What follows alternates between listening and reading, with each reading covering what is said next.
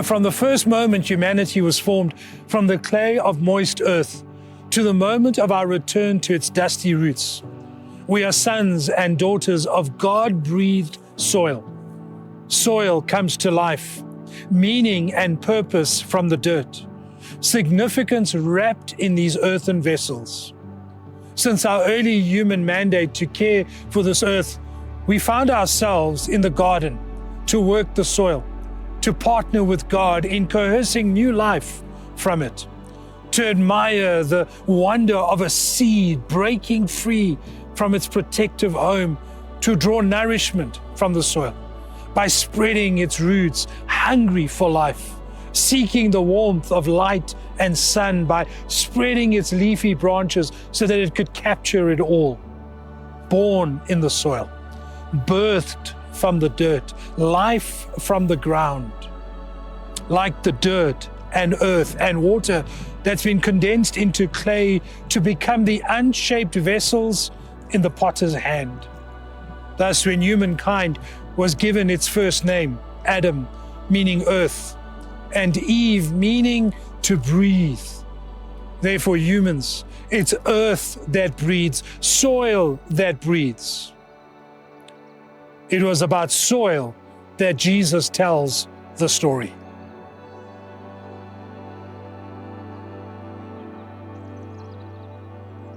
The story suggests that the seeds, the message, the God-breathed ideas fall on one of four types of soil, four ways of listening.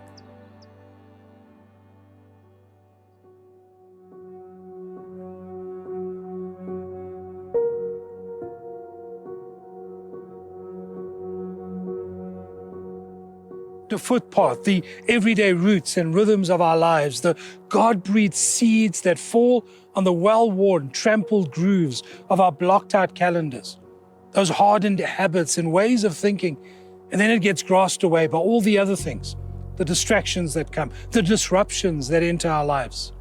Once far off in the horizon, the birds come sweeping down, stealing the seeds before they can even penetrate the earth.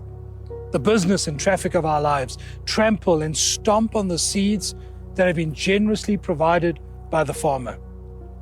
He says that this soil, the footpath, is where the message is not understood, and it gets snatched away very easily and quickly.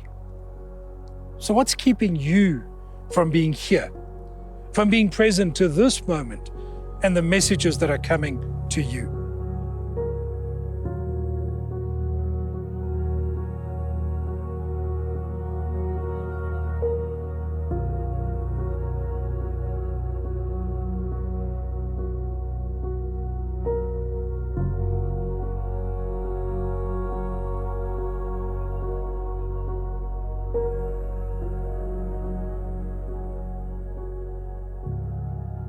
Despite the attempts to take root, any attempt by the seeds to grow or integrate gets obstructed by the hard rock below. Under the scrutiny of the relentless sun, it wilts, it withers, it dies. The seeds of life-giving insights cannot bring about change and possibility because they've not been anchored deep in our hearts. Jesus explains it in this way. As someone who hears the message and immediately responds with enthusiasm, but because there's no soil of character, when the emotions wear off and difficulties arise, there's nothing to show for it. So what is hindering you from wisdom to penetrate into your heart? What are the scabs that protect your inner being, or those things which pain and hurt might have hardened in your life? What can soften your heart's soil so that you can welcome the words of hope?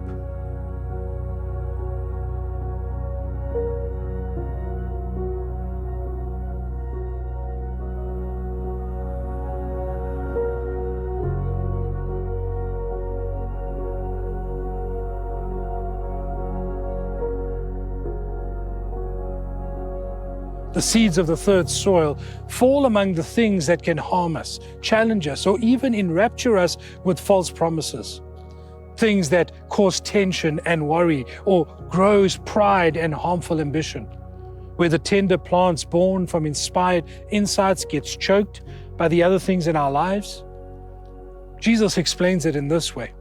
He says the seed that falls amongst the weeds is the person who hears wisdom, but the weeds of worry, of ambition, of those illusions of getting more than what we needed and wanted, and we want all of these things under the sun.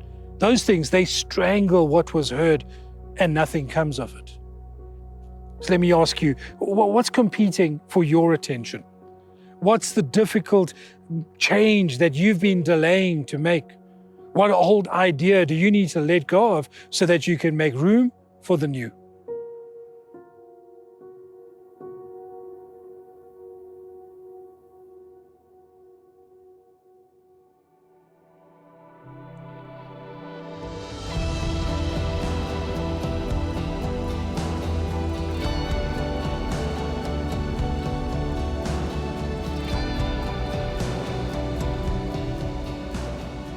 This final soil is good.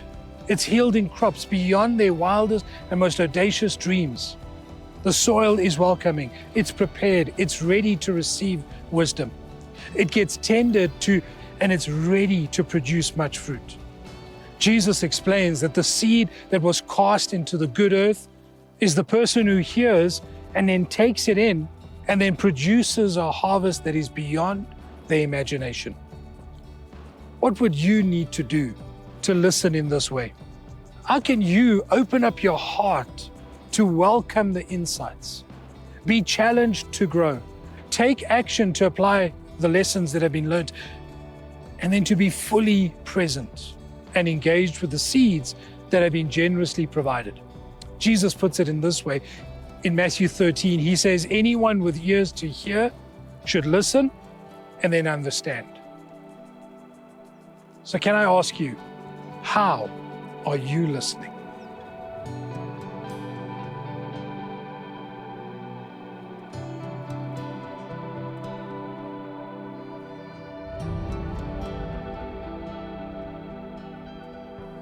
As you embark on this experience, how receptive is the soil of your heart and mind to the ideas that have been presented?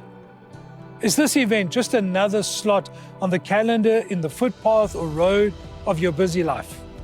It's hungry for distraction.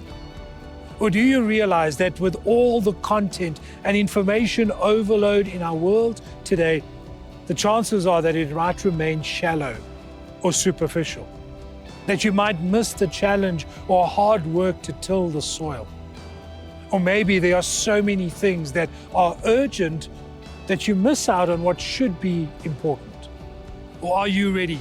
Ready to listen, ready to hear, to grow, to ignite the transformation inside of yourself that our world so desperately needs?